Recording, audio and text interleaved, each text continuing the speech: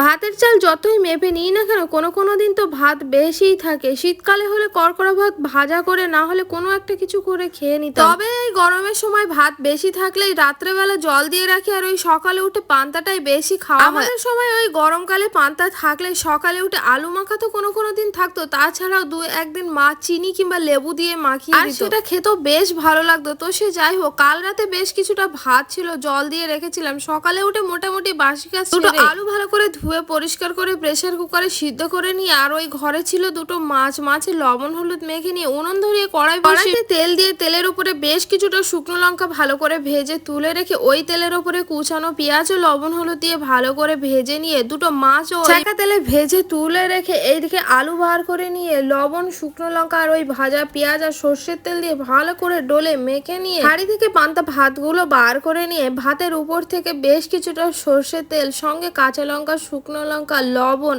আর আলু মাখার সাথে ভাজা মাছ দিয়ে ভালো করে চটকে মেখে শুকনো লঙ্কা আলু মাখা আর ওই ভাজা মাছ দিয়ে সকাল সকাল সবাই মিলে খেয়ে নিলাম। দারুণ স্বাদ।